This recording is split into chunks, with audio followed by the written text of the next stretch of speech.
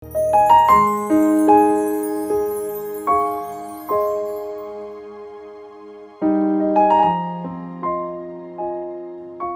insan mengenang akan Dia yang tergantung pada salib itu. Banyak jiwa bertanya-tanya akan caranya Ia mati. Dan apa artinya kematian sang sumber kehidupan? Satu pernyataan untuk melukiskan kesedihan hati di hari kematiannya. Sungguh, Ia telah mati untuk saudara dan aku. Kematian Kristus adalah bentuk nyata kasih sayang Allah yang tak terbatas dan penuh pendamaian, agar hubungan Allah dan manusia dapat diperdamaikan melalui Kristus, Sang Kepala Gereja. Marilah kita menyatukan hati dan pikiran di dalam ibadah di Jumat yang agung ini.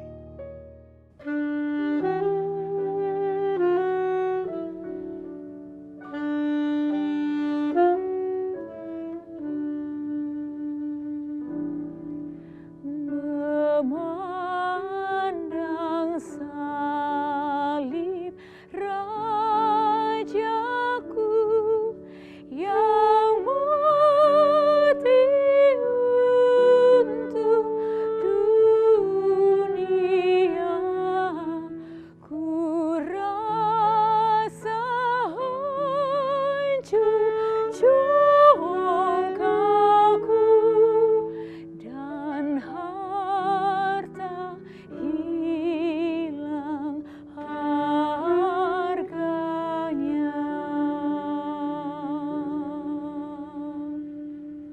Saudara sekalian, pemberitaan firman untuk ibadah Jumat Agung ini terambil dari Yohanes pasal 19 ayat 30 yang mengatakan, sesudah Yesus meminum anggur asam itu, berkatalah Ia,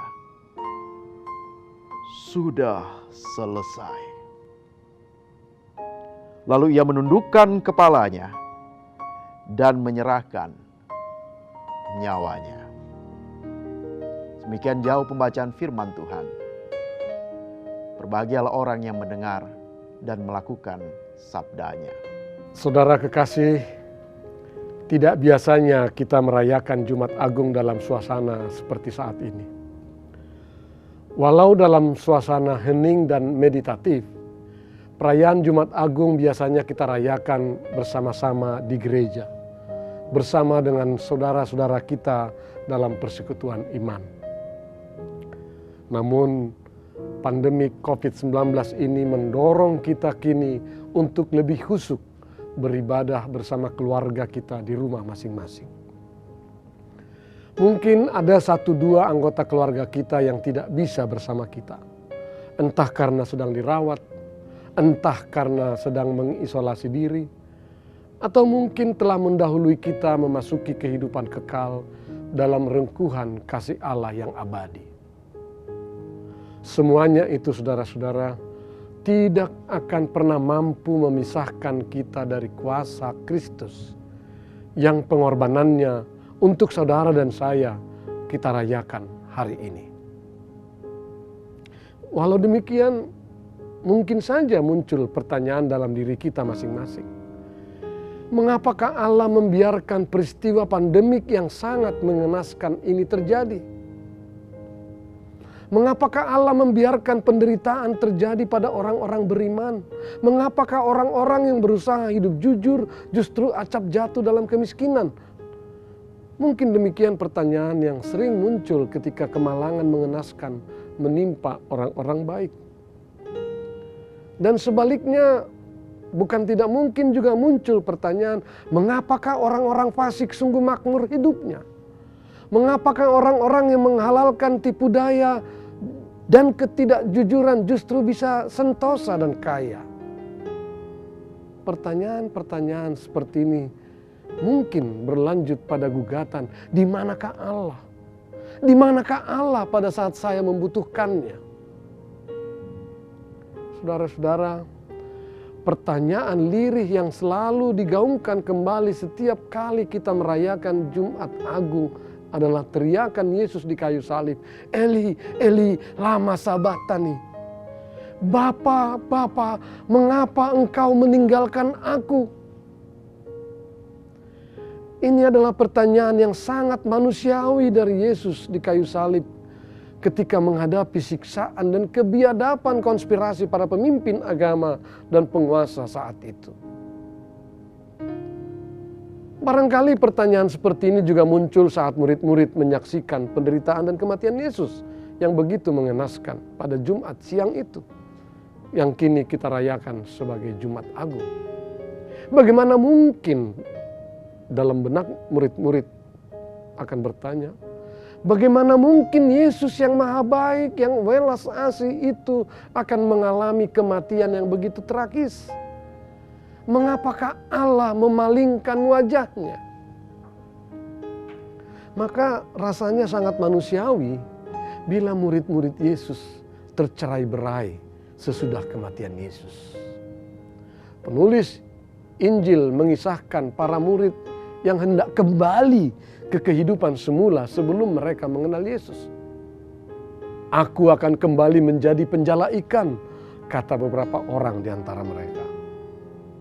Dan dalam suasana kalut seperti itu bukan tidak mungkin muncul pertanyaan, apakah Allah telah kalah? Atau mungkin pertanyaan yang lebih tegas lagi, apakah Allah masih ada? Pada saat seperti inilah saudara-saudara, orang bisa jatuh dalam apa yang biasa kita sebut sebagai jalan pintas.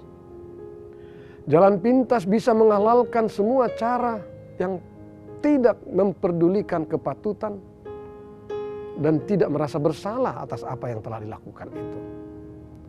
Semuanya berakar dari anggapan bahwa toh Tuhan sudah tidak ambil peduli lagi dalam kehidupan saya. Perilaku koruptif dan manipulatif adalah ekspresi dari jalan pintas seperti itu. Dan dalam keadaan seperti itu saudara-saudara, kita makin sulit saja mengenal Tuhan dan mendengar suaranya. Dia seolah-olah telah selesai. Sudah selesai. Itulah teriakan terakhir Yesus dari kayu salib. Dan inilah tragedi terbesar dalam kehidupan umat manusia ketika akhirnya kita ikut mengubur Tuhan dalam kehidupan kita. Padahal saudara-saudara, ratapan Yesus yang memuncak dengan sudah selesai sebagaimana tercatat dalam Yohanes 19 ayat 30 bukanlah sebuah teriakan tanda menyerah.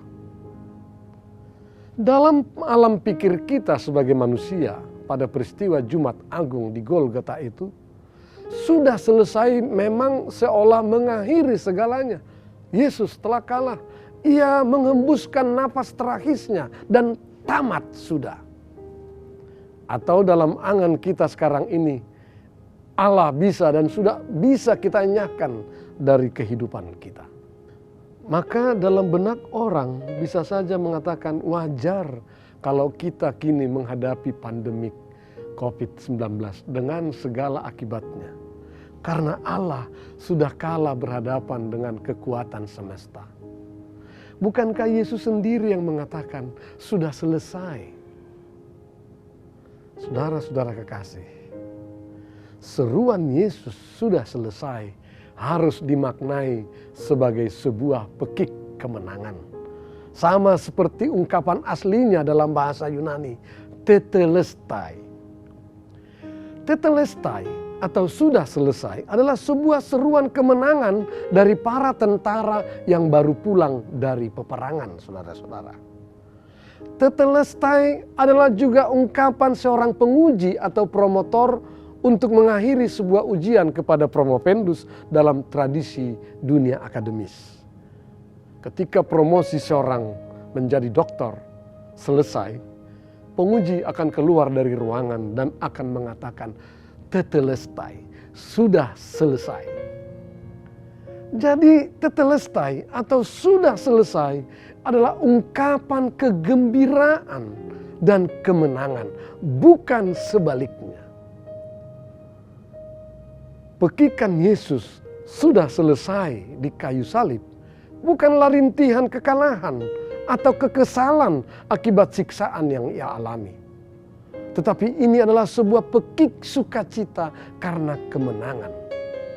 Karena ternyata memang segalanya tidak akan berakhir di kayu salib. Bahwa salib harus dilalui, ya. Tapi itu bukan kata akhir. Dan ini yang sering kita lupakan dalam mengarungi kehidupan ini. Inilah keagungan kasih Allah, mengosongkan dirinya. Dari tahtanya yang maha tinggi dia mengambil rupa seorang anak manusia, bahkan rela sampai mati di kayu salib. Ini adalah sebuah perjalanan dari atas ke bawah. Hal ini memang berkebalikan dengan kecenderungan kita yang selalu ingin naik kelas.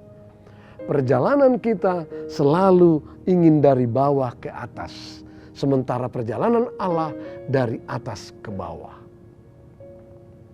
Perayaan Jumat Agung ini hendak mengingatkan kita bahwa jalan salib adalah bagian dari kehidupan orang percaya.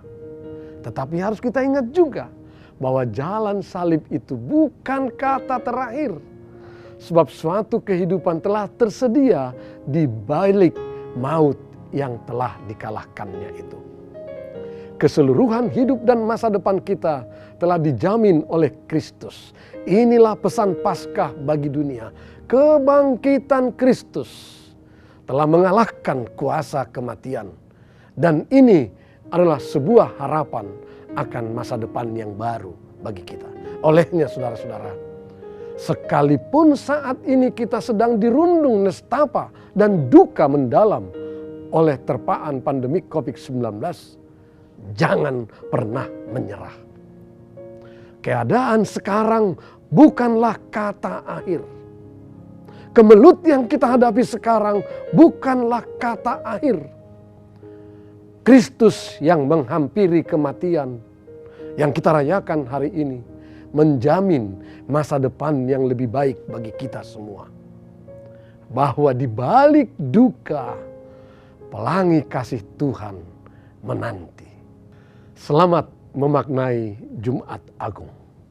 Oh, betapa mulia dan ajaib kuasanya, kasih juru selamat dunia menebus manusia.